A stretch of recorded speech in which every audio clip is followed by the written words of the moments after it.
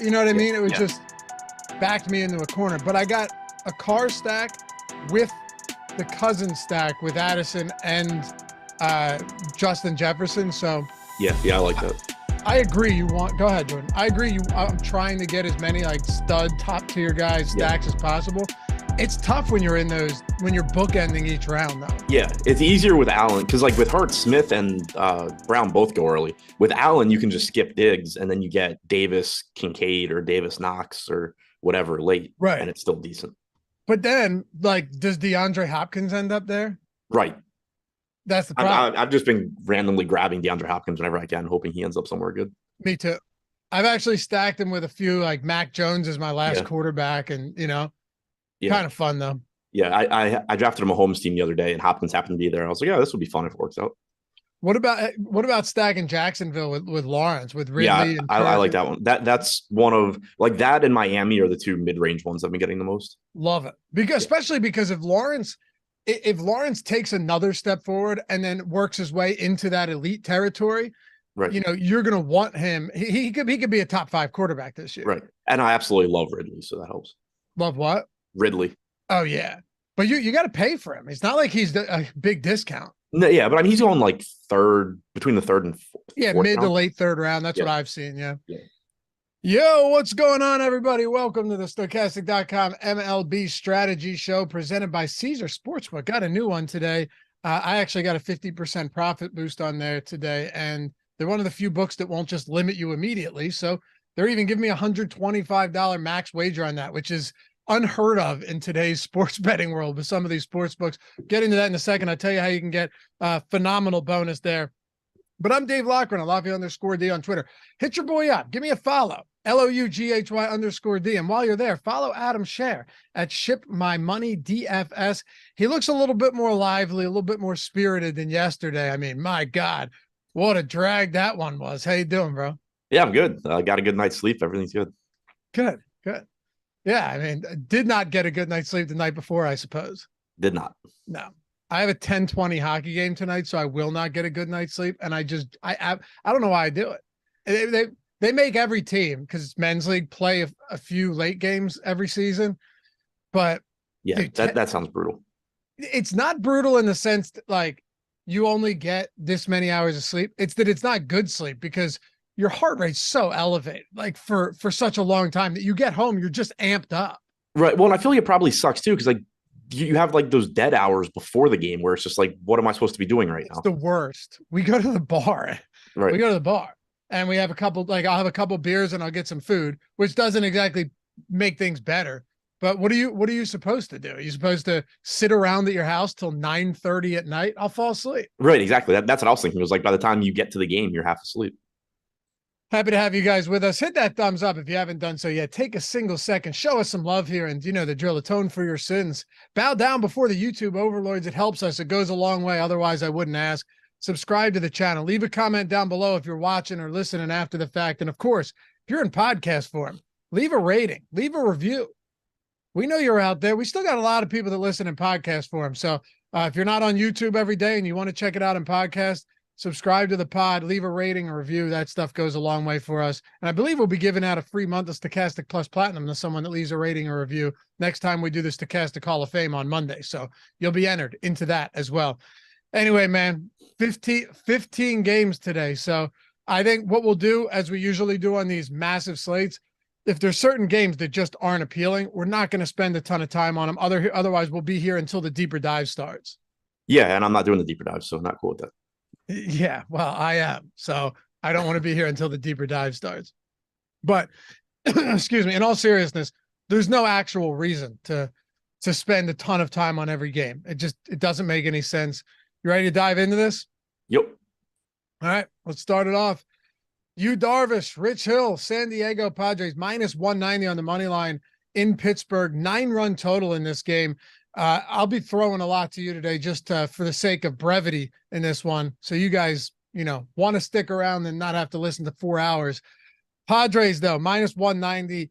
Do you like Darvish today against this Pittsburgh team? It is a favorable pitcher's park. Yeah, favorable price tag as well, 8,100 on DraftKings. I don't really know why that salary is where it is. It had gotten dropped, I want to say, for like either a Coors game or a matchup with Tampa or both. I don't remember, but it didn't go back up. So you still have a very inexpensive Darvish in a decent spot against the Pirates. 3.8 implied run total, striking out about 26% of hitters this year, 3.72 xFIP. Just a good pitcher at a favorable price tag. We have him projected for around 16% ownership, about a 8.5-9% chance of being a top 2 scoring pitcher. So he looks pretty good. We do have a lot of good pitching on this slate. So that combined with it being a 15 gamer is going to just sort of flatten out ownership everywhere. We have Ohtani leading the way at 33%. Brian Wu at 26. Every other pitcher is 21 or below. So it is pretty spread out. There are a lot of options, but Darvish certainly looks like a good mid-range option. Just looking at ownership today in the top pitchers tool over at stochastic.com. By the way, 50% off all our tools. You guys know that though, including MLB weekly or monthly, or literally every single tool that we have.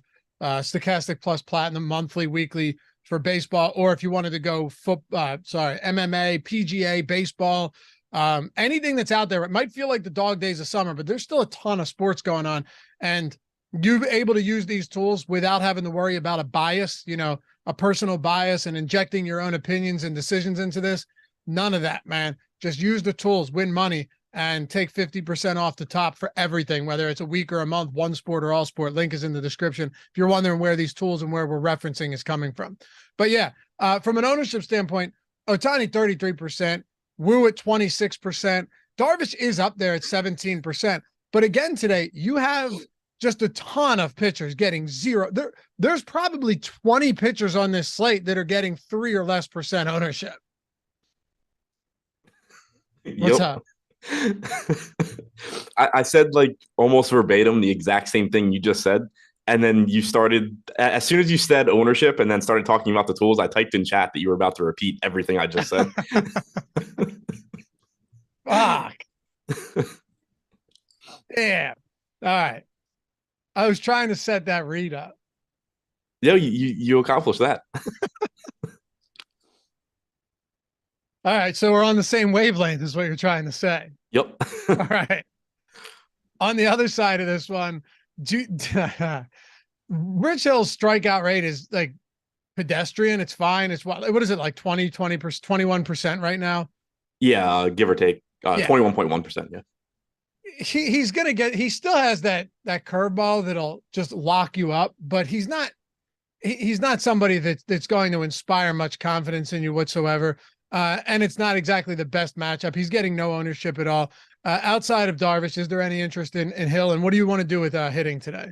Yeah, no real interest in Hill on a slate of this size. I mean, he's cheap. That's pretty much all you have going for him. 5.2 implied run total for the Padres. So certainly happy to get there. Like you said, it's not the best hitter's park. It's also like 70 degrees today, it looks like. So not ideal hitting weather. But you do still have an implied run total north of 5. You have a team that has a lot of power.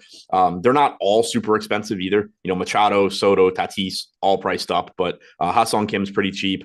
You have Gary Sanchez, who's a high upside catcher option, reasonably priced. Nelson Cruz, if you really need to pay down. So don't mind getting to the Padres some. Right now, they're 4th in top stack percentage at 6%, 3% projected ownership. So not much coming into them. Now you do have a Coors slate today. You have the Dodgers in a ridiculously good spot. So they're double the top stack percentage of anybody else on the slate. Then it flattens out a bit with there being 15 games. But the Padres look like a pretty interesting tournament stack. On the other side, I think it's really tough to get to the Pirates given how many games there are. Yeah, and you mentioned the Coors game, 12-run total in that one, but Kershaw's on the mound. What is the Dodgers' implied total today? It's got to be astronomical. It is. Oh my God. 7.8. Oh my God. Holy shit.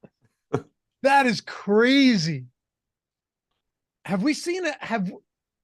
That is nuts. I'm sure they just like block it out and don't look at it. Can you imagine being Connor Siebold and you're like going through your daily routine, just sitting in the clubhouse being like, this team has a 7.8 run total? Yo, I know.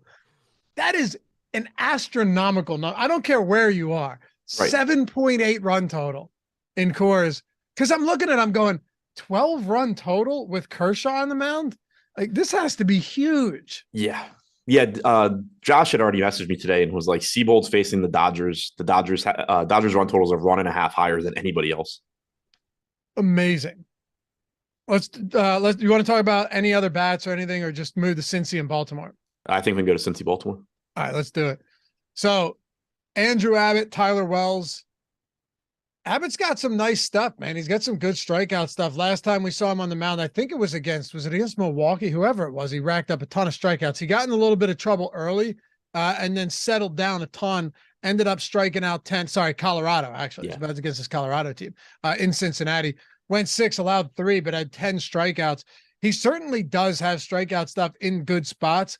You had mentioned as well yesterday that Camden Yards suppresses right-handed power, which is good for him as a lefty, but at the same time, not exactly just an Orioles offense that is going to go quietly into the night. So what do you make of somebody like Abbott today? Yeah, I mean, he's like, if you're playing a bunch of tournament lineups and large field stuff and you get to a little bit of him, it's fine. The upside's there. He's got good strikeout stuff, like you said. And this park does downplay right-handed power. So you still have good hitters in the Orioles lineup, but the power numbers aren't going to be as good facing the lefty because, you're just going to have more righties in there hitting with the wall 370 feet away in left field. But at 8,600, you're not really getting a discount on him. And there's just so many good pitchers on this slate that outside of getting to him here and there, I don't think he's that good of an option. How did you know? I mean, how did you know in that specific spot I was going to repeat? I know we've done years and years of shows together, but what tipped it?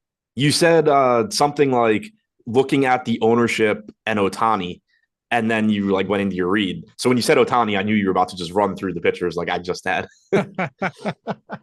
That's too good. I love that you put it in chat just to just show that you knew it was coming.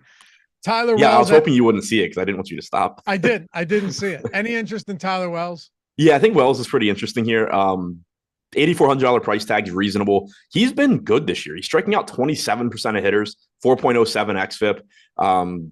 Not the best matchup against Cincy, but just below a 4 implied run total here, only walking 6% of guys. His only real issue has been that he has allowed 2 home runs per 9 innings this year, just kind of some issues with fastball command missing in the zone at times, but he's pulling around 13% ownership, same ballpark as Yu Darvish. So I think that 18% ownership. I think it makes sense. I'm a little surprised he's more popular than Darvish, but I would be expecting him to get ownership here. Strikeouts look pretty good for him. The stack score for the Dodgers today compared to every other team, 14. Oh, yeah. Nobody else is above 8 in our top stacks tool. Yeah, 21% chance of being the top stack. Next highest is 10. 21.6% top stack probability, and they have 17.7% leverage or ownership share. It's crazy. Is that leverage score wrong now? Maybe not. Anyway, do you want to get the bats from either side of this Baltimore game? Baltimore Cincy game? Not really. Not on this slate. I mean, you still have high ceilings from both of these teams. Baltimore's got plenty of power upside. They've got plenty of speed. You still have a 2K Jordan Westburg at shortstop as a really good value option. Austin Hayes is 3,500 on DraftKings. I have no idea how that price tag is real. So you can still obviously get to these guys, but there's just other really good spots on the slate, so they're not going to be as big of a priority. Similarly, on the other side, De La Cruz, he's really expensive, but tons of power, tons of speed. Always going to be happy to get there when you can, but not the same level of priority that they were yesterday. I guess we're working under the assumption right now that Alex Wood is going to be the long reliever for the Giants today. That's what I was seeing. The probable long reliever is Alex Wood. Yeah, sounds good. Okay. Against Gossman, 9-run total, San Francisco plus 140 on the road. And listen, Gossman's been excellent, just insane strikeout stuff. But at the same time, against the San Francisco team that has also hit righties extraordinarily well this season, he's $11,000. He is getting some ownership. Speaking about Gossman here, what do you want to do with him at home against this San Francisco team that does have some strikeouts, the 10th most strikeouts on their active roster, but also 119 WRC plus versus righties this year. That ranks 4th best in baseball. 181 ISO is also top 10 in the league. So it's one of those weird matchups that you get against San Francisco. He might just run through them and strike them all out or give up some runs. Yeah, I mean, he still looks really good. If you didn't have Ohtani on this slate, he would probably be the most popular pitcher, or at least the most popular pay up guy.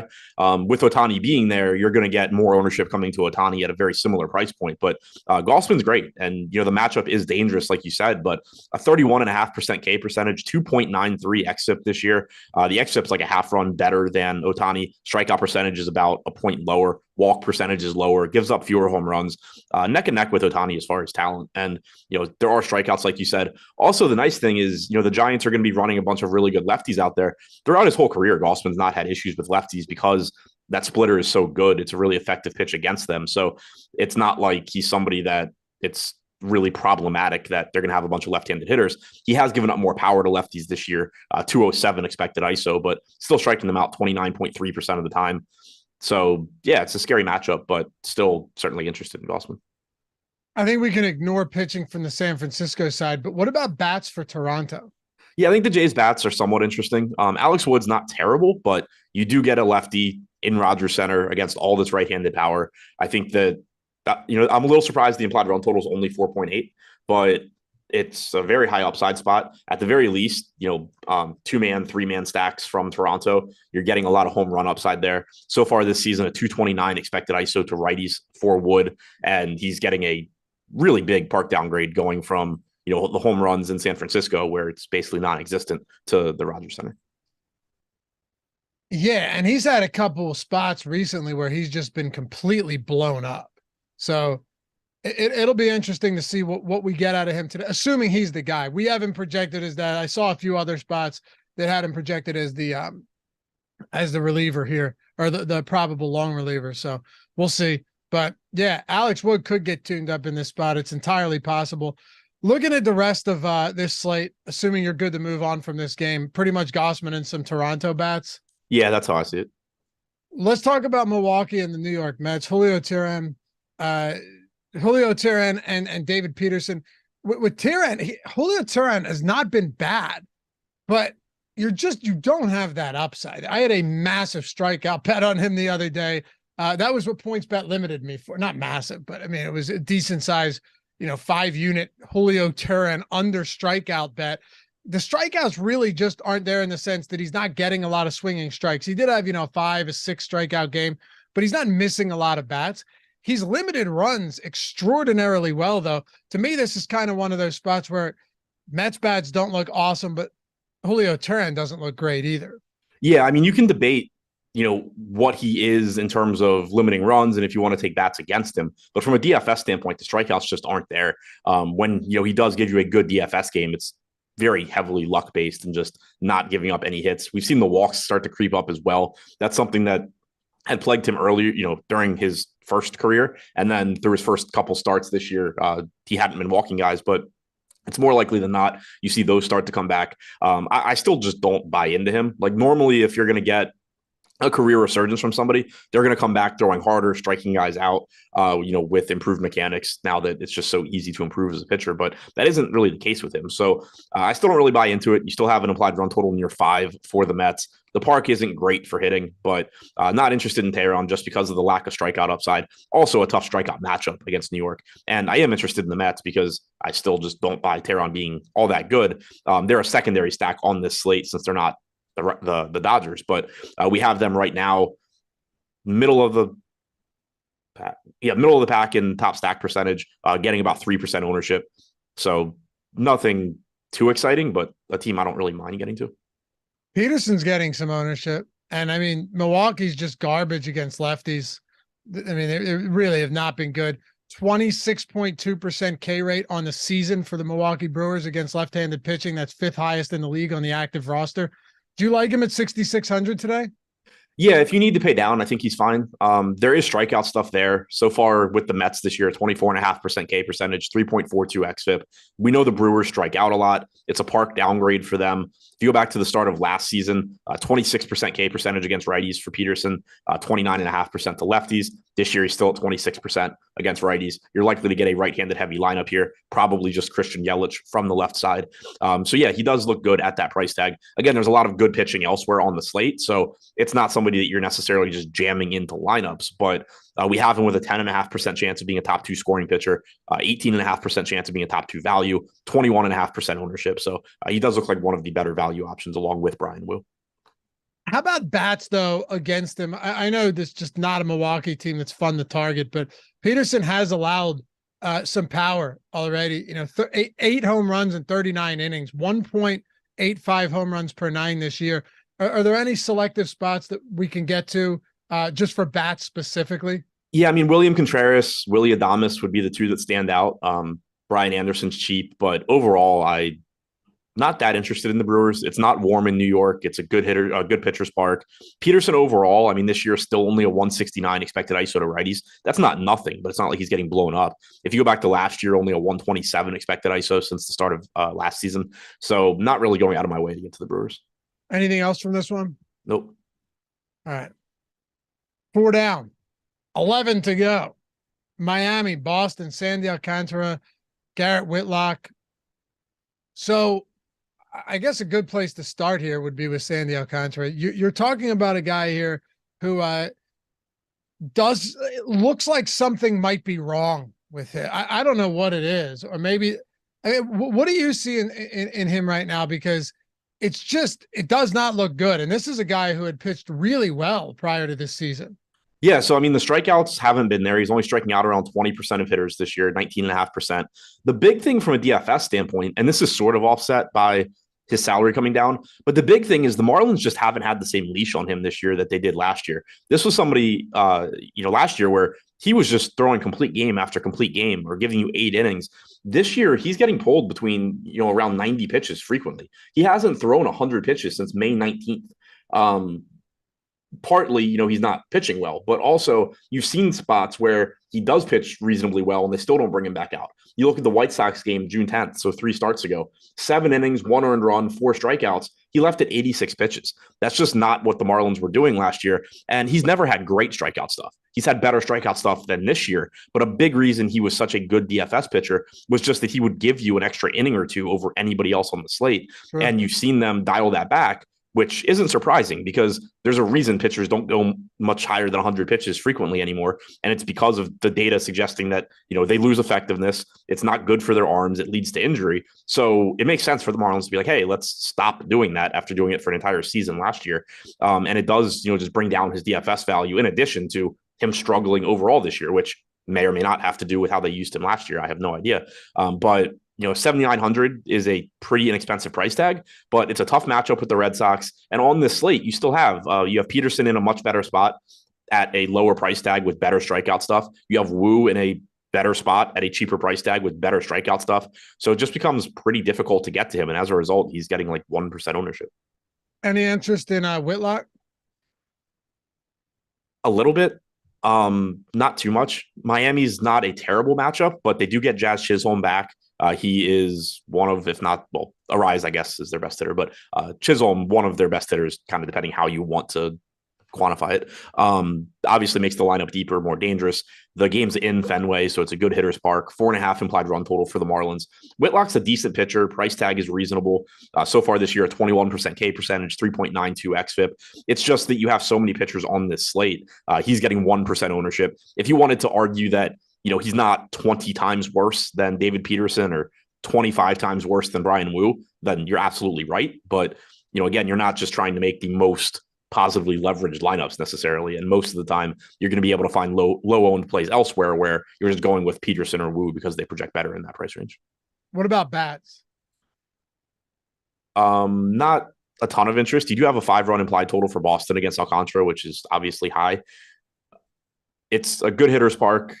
They do have a lot of power. Lefties this year, only a 140 expected ISO against Alcantara, 134 for righties. So it's not like he's giving up a lot of power. He's just not been particularly good at preventing runs or getting strikeouts, but it doesn't necessarily translate to a ton of upside on the other side either.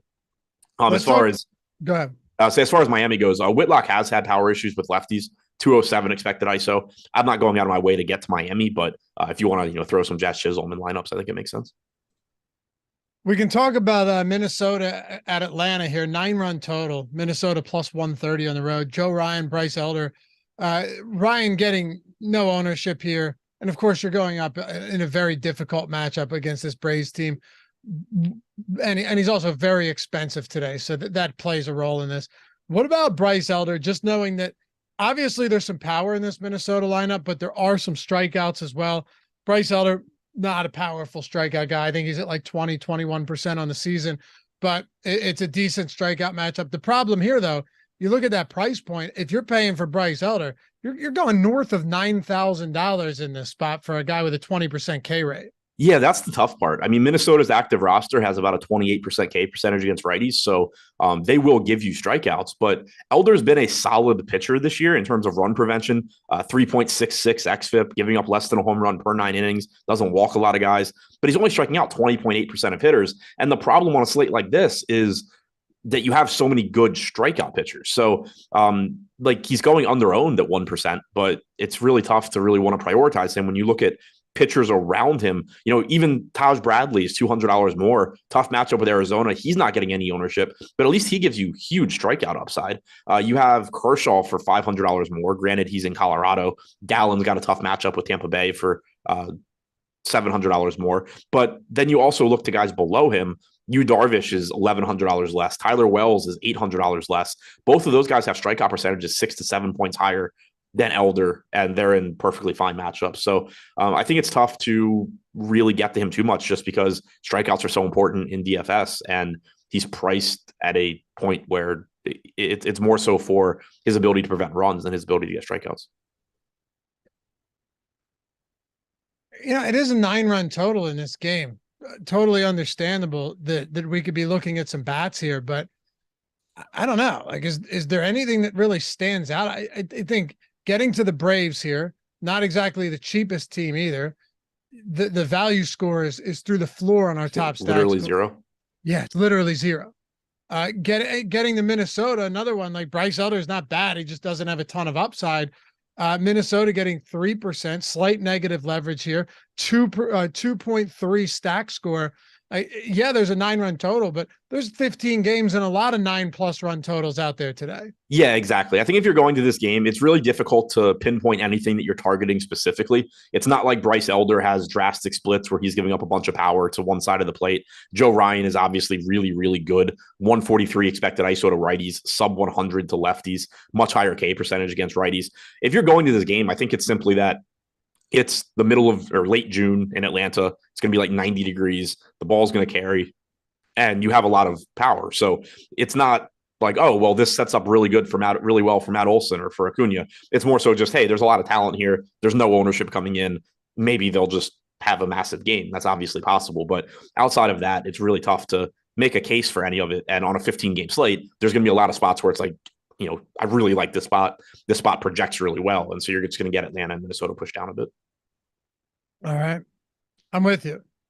Houston and Seattle. Before we do, though, I mentioned earlier, all of our stuff 50% off.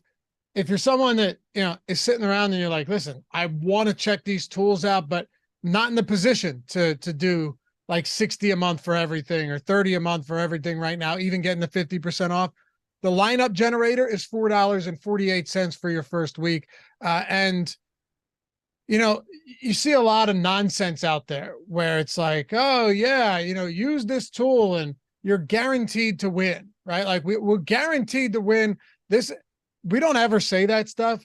All we can do is prove to you that there are people out there who have had big wins with these tools. And I love seeing it because it proves that when I talk about this stuff, I know that it works. Like Lyle Peel, I mentioned him yesterday, $10,000 LP Focus, took this down with the lineup generator, first takedown ever.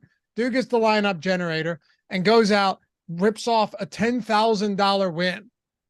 $4.48 for your first week. Am I saying that you're going to come in and get a $10,000 win using it in your first week? Probably not. I don't know, maybe, but you're objectively going to be making better lineups than you were before having the lineup generator. We had Ryan Carter, mentioned him as well. $50,000, took down the relay throw with a single bullet utilizing the MLB lineup generator. This was just last week, by the way. This is late last week. I'm not recycling these from like 5 months ago. This is last week. And I don't know, Adam, the way I look at it with the lineup generator is it's not the Sims tool in the sense that like you see everything behind the scenes. It's also not $180 a month, right? $4.48 for your first week. You already know that the lineups you're getting are the ones that we have simmed thousands of times and sorted out all of the garbage. I think that's the best way to look at it. Yeah, exactly. It's still, we've talked about it a lot where, we talk about projections, we talk about ownership, we talk about top stacks and all of that, like individual data points, but really you're trying to combine everything together. And that's what you're seeing when you look at lineups from the lineup generator is you can, see where, okay, well, we're playing chalk pitching here. So we have a contrarian stack or vice versa. It's everything, being put together into what is a quality lineup. Yeah, and you can see you can see the leverage scores on it. You can see how contrarian or chalky every lineup is.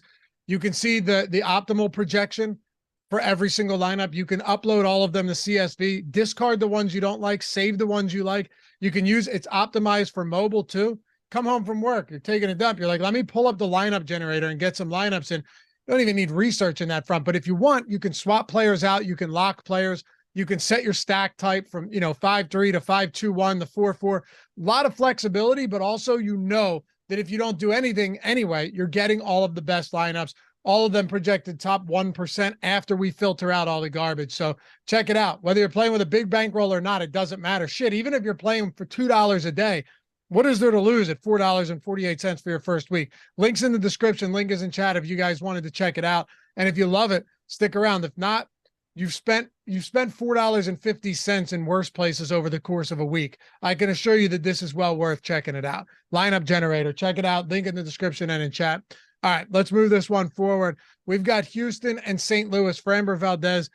Do we have a starter for St. Louis confirmed? Jordan Montgomery yet? Just confirmed while you were talking. It is? Okay. All right. What do you want to do with this pitching matchup today?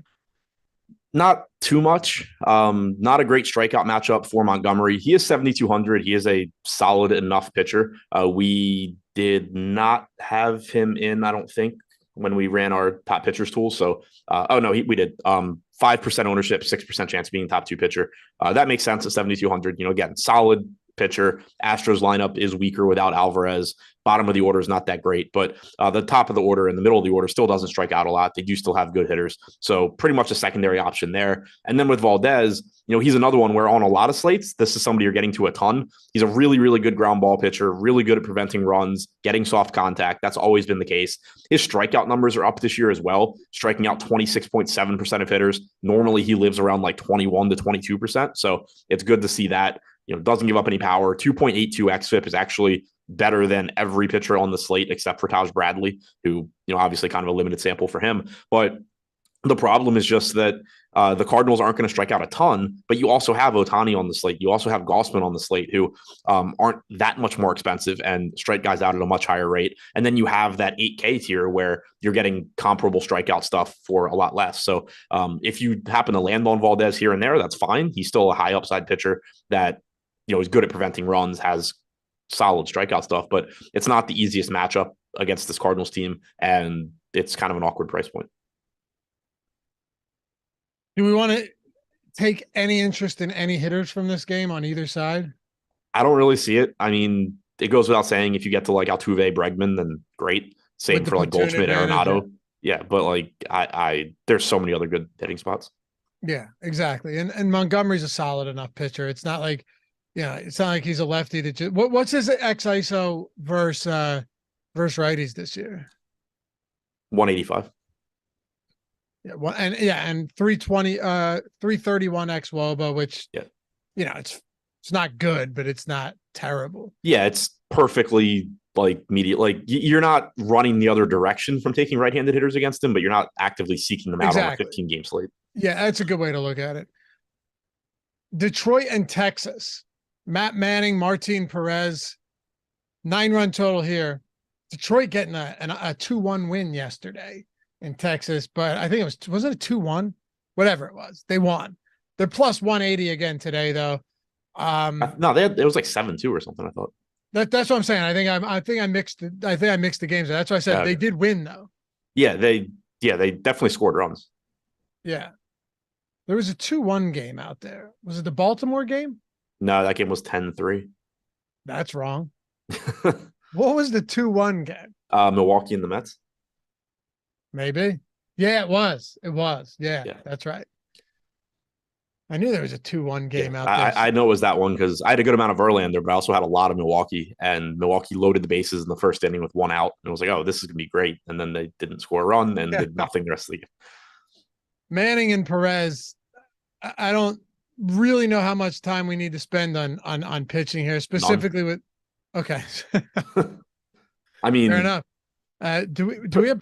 We have Perez getting ownership? I was gonna say Perez. If you're going to one of these pitchers, is the one you go to. He's underpriced at 5,700. He should be like 6,700. Massive negative leverage though today. Yeah, it's just 4% top 2 percentage. Yeah, it's just purely a value play where if you have to pay all the way down, then fine, but you're probably not going to need to do it all that often on this slate. Not great strikeout stuff. The Tigers are going to have a lot of right-handed hitters. They actually don't strike out a ton against left-handed pitching. Their active roster since the start of last season, my screen is, there it goes, 21.5% strikeout percentage, 95 WRC plus against left-handed pitching. So, they're not good, but it's not like it's a great strikeout matchup. It's not a great strikeout pitcher by any stretch. 15% K percentage, 4.91 xFIP this year. He's underpriced. If you land on him as a value option, fine. But this isn't like when, Brian Wu was 5,400 and you were saying, wow, this guy at 5,400 could like literally be the highest scoring pitcher on the slate. So I'm going to just play him regardless of if I need the salary or not. For Perez, you're only playing him if you have to. Right. Adam Gonzalez used the lineup generator, came in third on the 25-cent last night. It works. That's what I like to see, man. Yeah, told you. I don't talk about garbage on this show. I really try to avoid that. Like whenever we respond, you could always tell in the tone of my voice. But no, yeah, it's awesome. And congrats, man. Like I said, yeah, it's a quarter. Nick, doesn't matter. It's $4.48 for the week. But congrats, man. That's good to see. Makes me happy. 9-run total. Do you want to get the Texas bats here? You want to go back to the well with Texas today? I think Texas is pretty interesting. 5.7 implied run total. So, dwarfed by the Dodgers, but that's obviously just a really weird spot. We have them 5th in top stack percentage at about 5%. I'm surprised that they're not a little bit higher, but either way, Manning, not a great pitcher. At one point in his career was really, really bad. Sort of figured stuff out. But since the start of last year, 172 expected ISO to righties, 173 to lefties. This year, very limited sample, but he's been awful. You have one of the best offenses in baseball, though, going up against, at best, an average pitcher. So they look pretty good. They're expensive. They're relatively difficult to get to. But the nice thing is that you can use the bottom of the order to sort of soften that with your stacks. You can go to a $2,900 Duran, for example. He's actually been really good this year. You have Josh Young, Jonah Heim, Nathaniel Lowe in the 4K range. Pretty surprised Lowe is as cheap as he is. And then Semi and Seager Garcia, you're really paying up for. But you can kind of balance that out. And it is a pretty appealing spot here against Manning. Do we have a confirmed pitcher for Chicago now for the Cubs? I see Tyon. I don't know if Tyon was kind of like next in the rotation, but I didn't see it confirmed anywhere. When I did this like an hour and a half ago, let me see if we have confirmation. We didn't even have a line for this game. We had nothing. So the blurb on DraftKings is from June 22nd and says Tyon isn't expected to make another start until next week. Right. The 22nd was Thursday. So that doesn't rule out today. Yeah, I don't know. Also, I can't get this to load. Let's see here. Let me see if FanDuel has. He's listed as the probable pitcher on DraftKings. He's listed as the probable pitcher on FanGraphs. Yeah, but the sports books still have TBD. So yeah, there's no line for this game. We can go with what's that? I said, there's no line for this game. Nope. We can go with Tyon here. We do know Ranger Suarez is on the mound for Philly. Do you like him at all today against the Cubs? And I should point out too, you can feel free to tackle this on both sides. The Cubs actually have the second highest top stack probability on the slate right now, well behind the Dodgers, but at 10.5%. That's changing. And also, that's 100% changing. Yeah, it can't be right? 5% no, leverage. They're not being aligned. It's messing it up. Oh, because of the pitching. Yeah. It's 70 degrees with, if anything, the wind blowing in. Yeah. Facing a good pitcher, like there's no chance that holds. So with that in mind then, right, it's early in the morning, that type of stuff shifts as we get more information. With that in mind, what do you want to do with Ranger Suarez? Is there any interest there? I think he's a decent SP2 option, kind of in that same boat with Jordan Montgomery, where I'm not necessarily like going out of my way to get to him, but he does have a 23% strikeout percentage and a 3.5 xFIP this year. And he's not expensive at all. No, he's a solid pitcher, and his price tag's been rising, but for whatever reason, DraftKings has started him out so cheap. Like he was 5,400, 5,500, somewhere in there for a couple of starts this year. And so, even with his price tag gradually increasing, he's still just not expensive at all. So I do think that he's a reasonable option. The reason he won't get more ownership is that you do have a couple of good strikeout pitchers in that range in good matchups with Wu and Peterson, but I think he's pretty comparable to like Jordan Montgomery. I will say though, how you and I talk about how long a player's leash is all the time, and if they're being limited. His last 5 starts, right? And he's only made 8 starts on the season, so not surprising that he was a little rusty early on when he made his debut this year in mid-May. He's gone 6+ frames in 5 straight starts, averaging over 100 pitches per start. And there's 99, 105, 103, 101, 99. He's thrown 99 plus pitches in all 5 of those starts, gone 6+ innings, allowed 1 earned or less in 4 of 5 and 4 straight. So he, as you pointed out, that he has been not just good, but very efficient and going deep into games as well, which is super important if a guy might be struggling a little bit to know that they can stay out there. Yeah. And also, you mentioned he's only made 8 starts this year.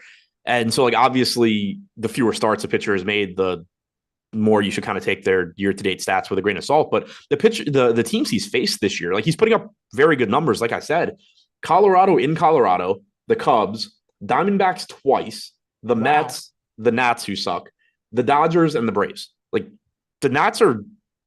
That's a crazy schedule that he's had. Like, considering that he faced the Rockies in Colorado, the only bad offense he's faced is the Nats. Wow. Yeah. I mean, he struggled against Arizona the first time. Second time, he went out there and mowed him down. Damn, dude. That's a lot of tough matchups that he's seen. So, all right. It's definitely interesting. Definitely an interesting spot, just given that his price point is where it is. Among the mid-range guys, kind of lower mid-range guys, where do you think you'd put him among them? Because we talked about Peterson. We'll talk about Wu. You have Suarez in there, Whitlock. Like, there are a few of them that we've gotten into a little bit. Is there a preference or a priority order for him? I think he's comparable to Montgomery, maybe a little bit ahead of Montgomery. I don't think he's quite as high as Wu and Peterson, just because they do have better strikeout stuff. Yeah. Peterson's got the really good strikeout matchup too. And then Wu's got the good matchup in terms of the Nats just can't hit. What else do you want to talk about for this game? Nothing really. Okay. Taillon has issues with left-handed power, so that sets up nicely for Schwarber, sets up nicely for Harper and Stott. Brandon Marsh is cheap, but it doesn't look like great hitting weather here. Wind's blowing in from left about 10 miles an hour. In the context of a 15-game slate, I don't think it's that exciting. Let's keep going then. You got the Cleveland Guardians. I'm back. There we go. Oh, caught myself. Cleveland Guardians, Kansas City Royals, Gavin Williams, Brady Singer. Gavin Williams made his debut last time out, 5 2/3. It was a fine start outside. I mean, it was fine in the sense that he showed some decent stuff. He's also somebody that at the AAA level was striking out 33% of batters this season in 46 innings.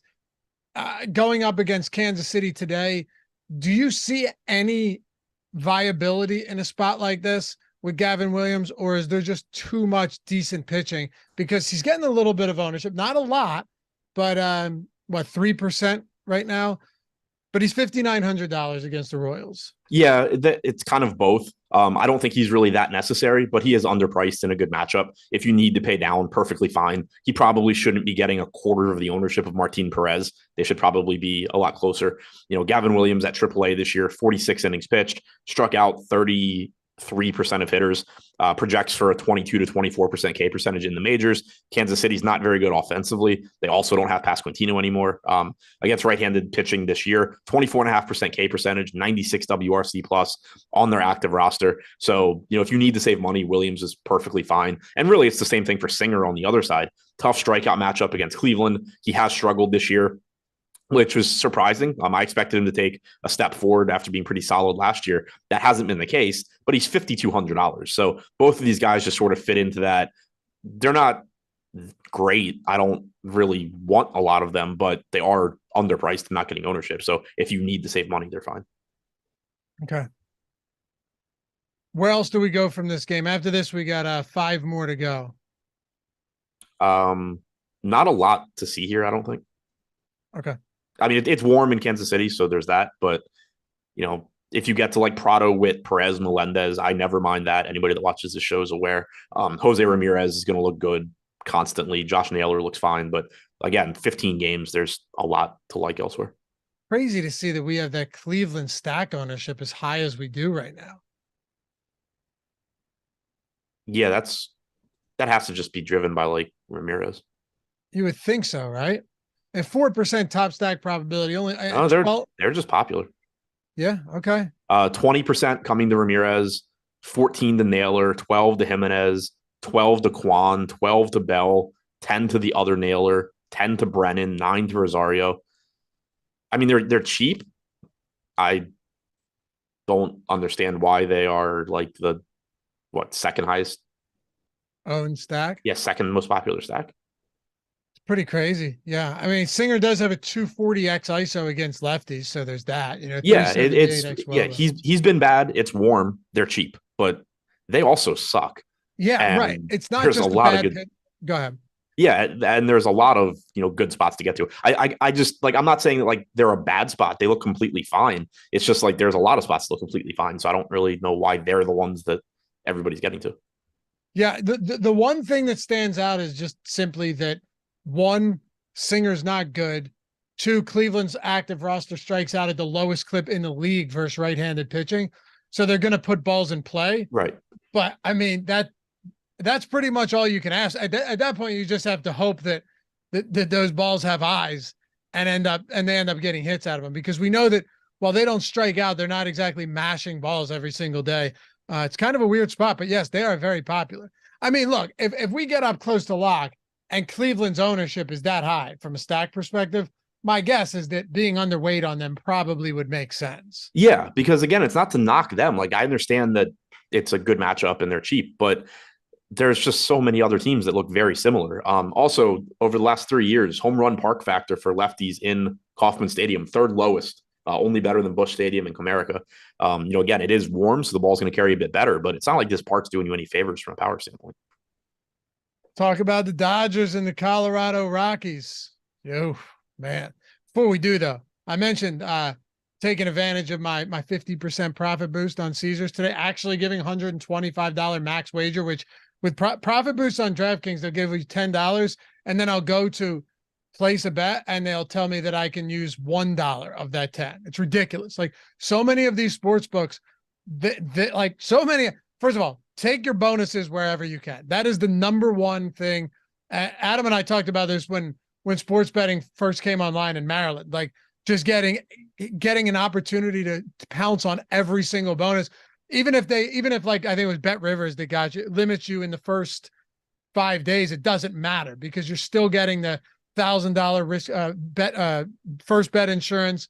You're still getting all of that. Some of them match your deposit bonuses. Some of them give you free bets. A lot of times you look at it and you go, man, I bet 10 and I get 200 in bonus bets. That seems great. The truth is that these first bet insurance plays or risk-free bets are actually for sure better than any of the other ones. Caesars right now, $1,500 first bet insurance. So up to $1,250, sorry. Up to that, you're getting all of it back if you lose your first bet. All of it back in a bonus bet if you lose your first bet, which is massive.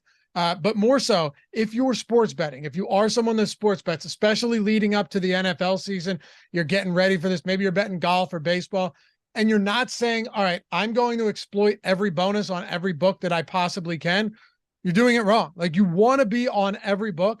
You want to get all of the best odds, shop them around, and you want to take advantage of every sign-up bonus that they give you because it's a one-time deal, and after that, it's gone. So if you're not on Caesars yet and you're just like, no, I like my DraftKings, I like my FanDuel, get on every book you can. Link to Caesars in the description and in chat.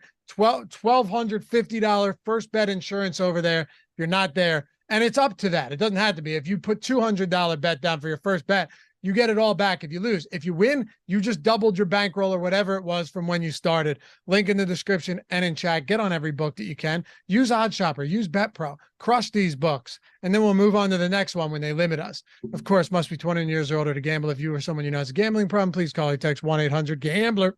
All right, Dodgers, Colorado Rockies, 7.9 implied run total for the LA Dodgers. Just a behemoth number here. I think we probably have some interest in bats. My guess, we don't have a ton of interest in Connor Siebold today. Do not have a lot of interest in Connor Siebold, no. Bats look great. Like, I don't even know what to say about this. They're going to be incredibly popular. They should be. They're going to fail 80% of the time, but it's still just such a good spot. They're also not expensive. I mean, Betts, Freeman, Smith are all 6K plus. Muncy and JD are north of 5K, but the bottom of the order is just so cheap. Peralta 3,500, Hayward 3,100, Outman 3,900, Vargas 3,800. If you can 5-man stack, 1 through 5, and then just use one of those cheap pitchers, whether it's Gavin Williams, Martin Perez, go with 2 mid-range guys. You can go that route, or you can just get better pitching, use a couple of the expensive bats, use the bottom of the order. There's different ways you can go. They, as usual, didn't get aggressive with the pricing throughout the lineup. So I don't really know what to say. They're going to be really popular. They should be. If they weren't, it would be, the best spot to get to all season long. So the ownership isn't projected to be that crazy. I mean, JD at 20, or Mookie rather at 23%, Smith at 23, Freeman at 21, JD at 16, Vargas at 15, Outman at 15, everybody else less than that. They're popular, but it's not like you're looking at, 30, 40% ownership or anything. All right, so we've talked a decent amount about that. It's obvious answer. The Dodgers are a great play in a great spot, great team tonight. What about Kershaw at $9,700 on the other side of this game? Yes, Colorado has a 4.8 run implied total, but even at home this year, they're still just like an average team at Coors. Yeah, they are bad. I think Kershaw is fine. On a lot of slates, I would actively be looking to get to a lot of him. Here, I think it's more so a differentiation play in tournaments. It's kind of like Valdez, where it is an awkward price point. You have Ohtani and Gossman that are just going to look better for $1,300 to $1,600 more. But then you also have the Yu Darvish, Tyler Wells range for $1,500 or so less, and the Wu Peterson range for a lot less. Not to mention, you also have some other pitchers around him that are fine. So you're only getting 8% ownership, 11% chance of being a top 2 pitcher. He's fine in tournaments. I think in most builds, I'll end up getting somewhere else. This is crazy, though. At Coors, where strikeouts are clearly suppressed, the Rockies at home this year still have the active roster, still has the 5th highest strikeout rate in baseball, 25.1%. Wait, you said what? The Rockies at home still have a 25.1% K rate this year. It's 5th highest in the league. Yeah, which is crazy because normally, obviously they hit better in Coors normally, but the big thing is their strikeout percentage falls off of a cliff. Pitches don't move as much. They put it in play. Did you lead in with that? I was like, well, the biggest thing about Coors is it suppresses strikeouts. Yeah. That's all right. You just get me back for earlier in the show. But yeah, that's 25.1% with a 6.5% walk rate, which is 3rd lowest in the league at home at Coors Field. Yeah, they've been unbelievably bad. I hadn't looked at that specifically, but the thing that I would notice is when I have the Fangraphs page up looking at active roster splits for the season, I don't have it sorted by home and away. I just have it, versus right-handed pitching or whatever. And the Rockies are always still so bad. In this case, obviously it's a lefty, but the point being, it's obvious that they've struggled in Coors Field just based on how bad their overall numbers are. What a bad baseball team this is, man. It's atrocious. Do you want to get to any Rocky bats? I mean, it was fun when they were fun for those 2 years. They were good. Well, there were some times. Remember the Tulowitzki days? Yeah. Tulowitzki, Gonzalez, Holiday. That was awesome. They were one of my favorite when I was a kid, other than the Orioles. They were my favorite team when they had Bichette, Burks, Galarraga, Castillo. Yeah. It was more than 2 years, though, from a DFS perspective. Like the Arenado, Trevor Story when Blackman was good, right? When Blackman was really good. Arenado. What's that? Arenado. Yeah, I said Arenado and Trevor Story and Blackman. And wasn't Reynolds crushing balls for a while in the middle? Probably. They had LeMahieu. They had LeMahieu. Oh yeah, DJ. But then like DJ LeMahieu got better when he went to New York. Yeah. Or he got different. Like he started hitting for more power somehow. Yeah, I think he had a lot of doubles in Colorado, not a ton of homers, which makes sense. But you remember the top 5 or 6 of that lineup was insane. Yeah, too. they could normally hit. It was that they just have never ever had pitching. But yeah, now they can't even hit. Yeah, they're in the gutter for sure. I don't even mean against Kershaw. I know it's Coors Field, but do you have any interest in Colorado bats? Like, sure, in the sense that if you get there, that's fine. They're 1% owned in Coors Field, but it's not a good matchup. There's not a lot of hitters that you're going to point to and like say you really like that guy. CJ Cron's back. That's, a power bat from the right side. Diaz, Grichuk look fine, but I don't know. They have a 4.2 implied run total. Like they're not any better than like, I don't know, probably 80% of the slate. Yeah. Whatever happened to El Oso Blanco? What? Remember Evan Gaddis? Yeah. He wasn't on the Rockies. I know. It just made me think of him. Yeah. He went on like a huge drunk Twitter rant like a month ago. Did he really? Oh yeah. Talking about like being on steroids and shit. Oh, really? How did I miss that? That's awesome. I think it was probably like 2 or 3 in the morning. He was also just a likable guy though. And he had a great. Yeah, he just like kind of came out of nowhere. Wasn't he like working at like a Home Depot or something? And then like that's why I asked what happened to him. Yeah. He was like the Kurt Warner of the MLB. Right. Yeah. And the White Bear nickname, what a good. I don't think I knew that was his nickname. Really? You did, but no, you definitely did because that's what everybody called him back in the day. Yeah, well, I'm gonna have to go see if I can. He probably deleted it. Yeah, he might have. I'm not sure. There were some good ones in there. Where are we at? Did we get over 100 likes? Damn, 101. We only asked once too. Appreciate you guys. Hit that thumbs up if you haven't done so. You forget. We have busy lives. Morning, maybe you're still a little groggy. I'm here to remind you. Just a subtle reminder. Tap that thumbs up. Get us to 1,700 likes here before this show is over. Let's talk about the Chicago White Sox and the Angels, Kopech and Shohei Ohtani.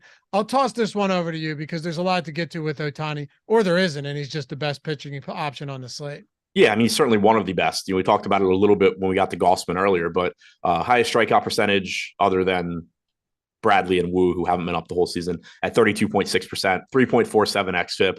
White Sox has struggled all season long, 22.5% K percentage, 90 WRC plus on their active roster. They do have some talent. It is a good hitter's park, but Ohtani obviously really good. You could argue that, maybe he's going a little bit over-owned relative to Gossman, given that he's getting like 1.5 times the ownership, but clearly one of the best pitching options on the slate.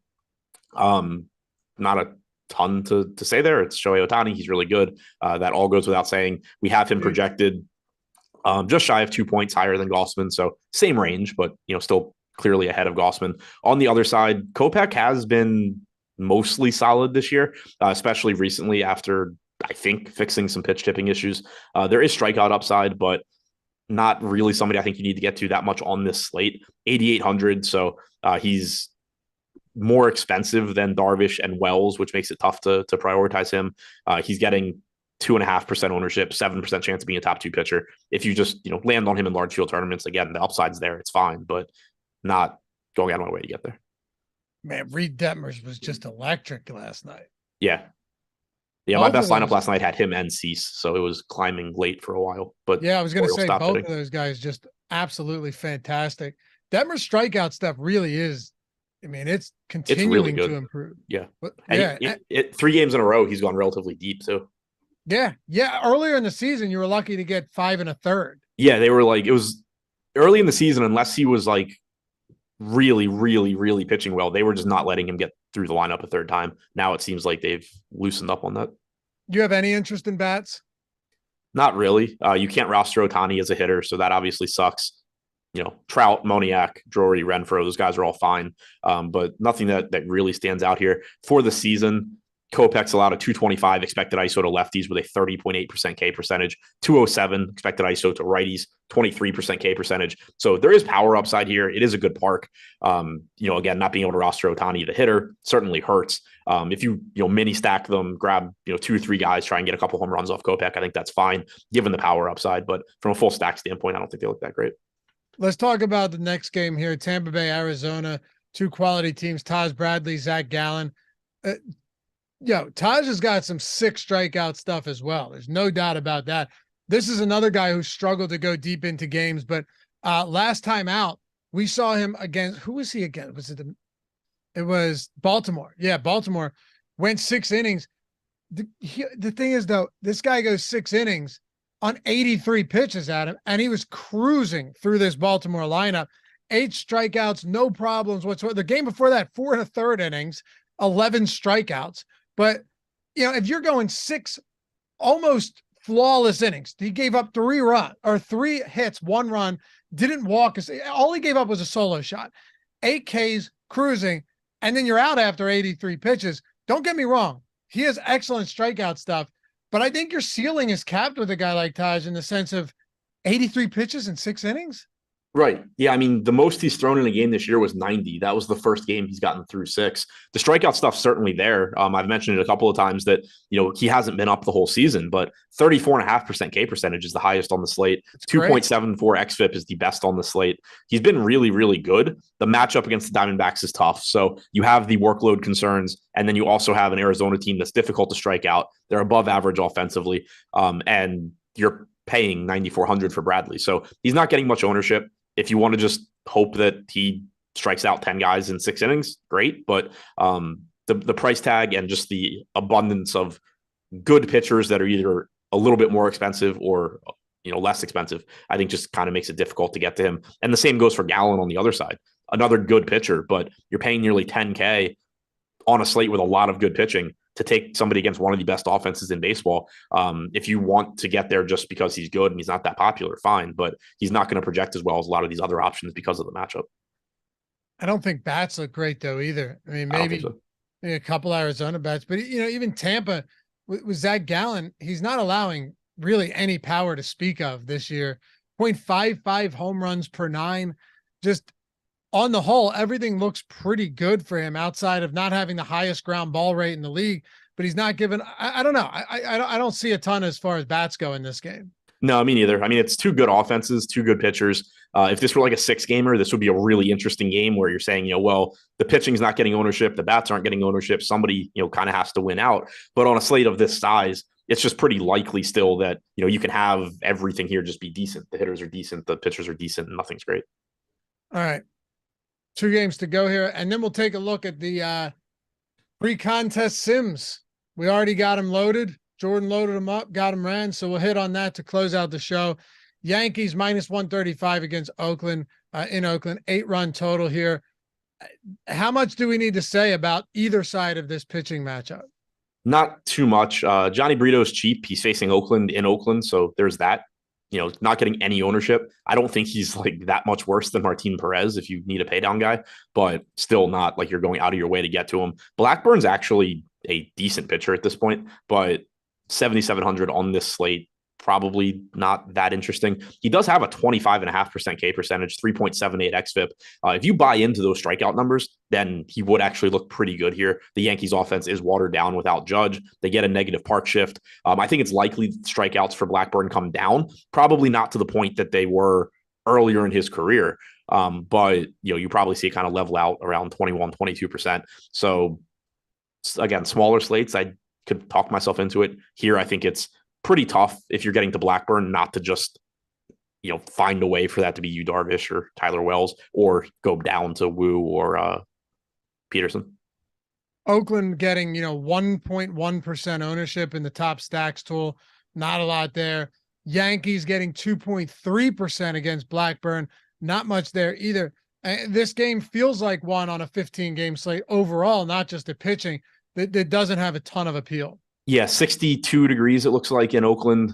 Terrible park for hitting. The only thing I guess I would say is, we talked about Cleveland getting all of that ownership with a 4.8 implied run total. 4.8 because they're so cheap. Both of these teams have lower implied run totals, but they are really cheap and not getting any ownership. So, if you needed that Cleveland value to go with your Dodgers or whatever it may be, I don't hate the idea of looking at like Ryan Noda, JJ Bleday, Seth Brown, at much, much lower ownership, or Jacob Bowers, Billy McKinney, Bader at less ownership. Any of that's fine, but nothing that looks particularly good. All right, man. Not horrible timing for you and me today on a Tuesday morning for 15 games. I mean, those go faster a lot. I don't have to like dig into. Right. I don't have to spend time talking about like why I think Paul Blackburn's better than he was previously. Right. Or why you have to justify playing this guy even though he's not good because there's only 5 games. Right. Yeah. Don't have to talk about stacking against like Spencer Strider or something. Let's get to this last game. By the way, hopefully you guys are all rocking the Stochastic avatar. Get that free month of Stochastic Plus Platinum when you finish top 3 in a field of 5,000 or more. You know how it works. You just go to stochastic.com/avatar. It's the simplest thing in the world. You rock the avatar where you upload it, wherever it is you play. FanDuel, DraftKings, doesn't matter. You finish top 3 in a field of 5,000 or more. Also, could be the quarter arcade, could be the nickel. Doesn't matter. The subscription for a month, the Stochastic Plus Platinum, is $120 value. Jordan, how many times do we have people that finish top 3 in a field, 5,000 or more, in like a nickel contest where they actually won less than the subscription is worth, and they still get it? Like 80% of the time, probably. All the time. Yeah, it happens a lot. It happens all the time. So like, it doesn't matter how much you win. It just matters that you're in there. Contest size 5,000 plus that you finish top 3 in. You're rocking the Stochastic avatar that you can find this stochastic.com/avatar and tweet us. You got to tweet us. It's Stochastic HOF, and you're in business, baby. Stochastic HOF with your wins and get that free month. And of course, get inducted into the Stochastic Hall of Fame every single Monday. We do a new one, crowning achievement for many lives. Bring the family around, show them what you've accomplished, and go on with your lives. Rock that avatar. All right. Washington plus 185 against Seattle, 8.5 run total here. So Jake Irvin, Brian Wu, I guess it's, prudent to start with Brian Wu here. Yeah. And he looks good. Just still not expensive. $6,900 price tag.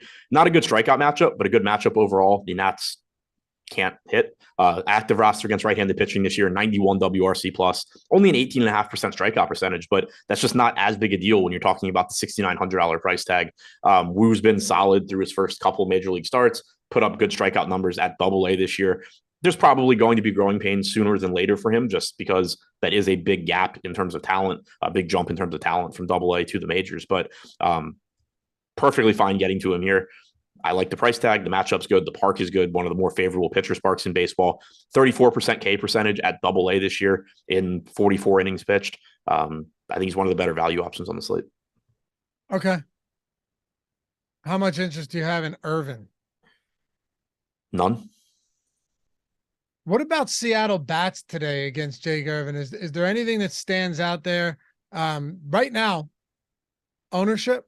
The ownership is so weird for stacks, though. It's 17.7 to Dodgers. Cleveland, because they're cheap, getting 12.8. And then Seattle at 5.1.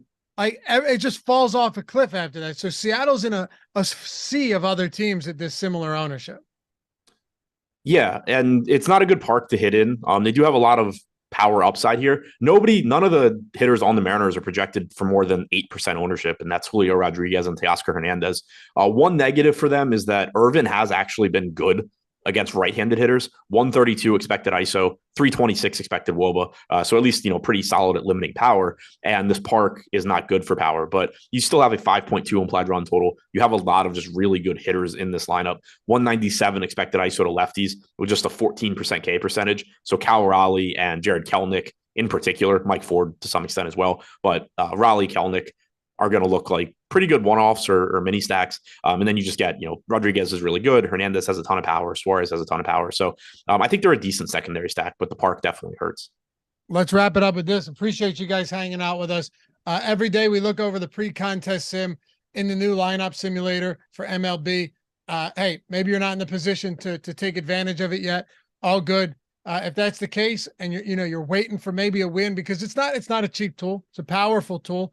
And that's why it's not cheap. That's why we don't have free trials for it or anything. And you've seen all the huge wins with it recently on Twitter and in the Hall of Fame.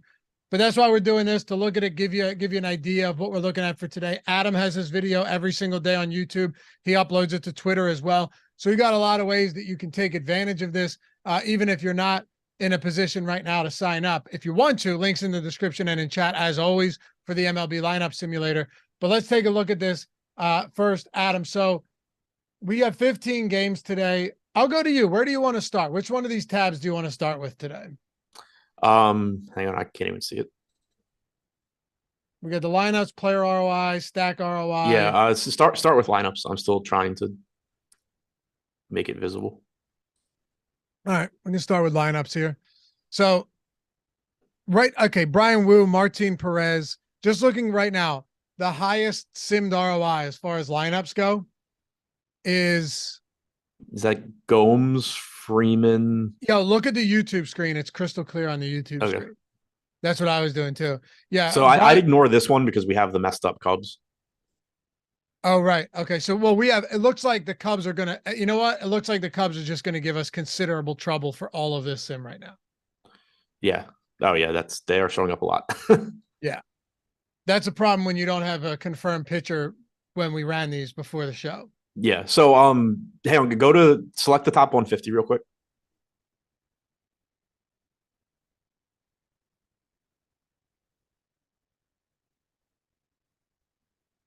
And then go to expose. I just want to see how heavy the individual Cubs are coming in. So just, take the top 150 and then go to the exposures.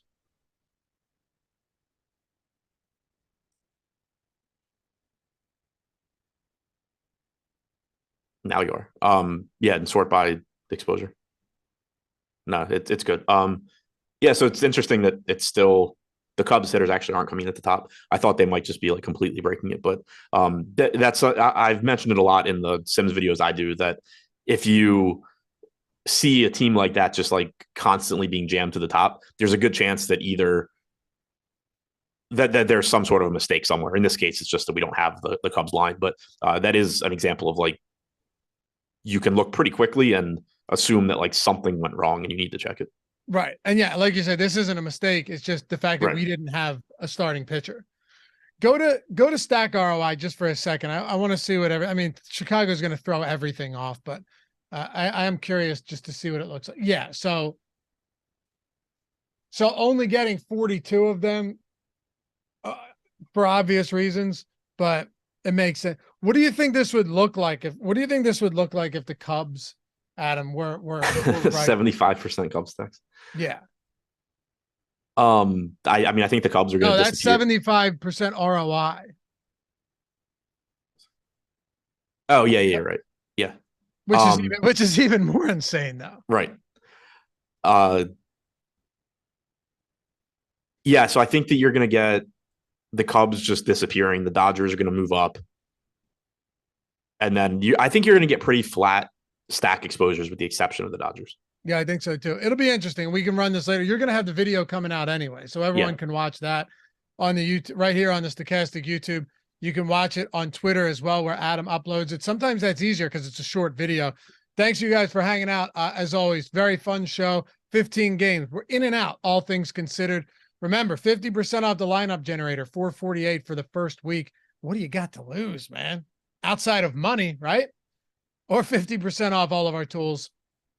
And Caesars, $1,250 first bet insurance. Get it all back if you lose. I took advantage of it, and thank God, because I lost that first bet.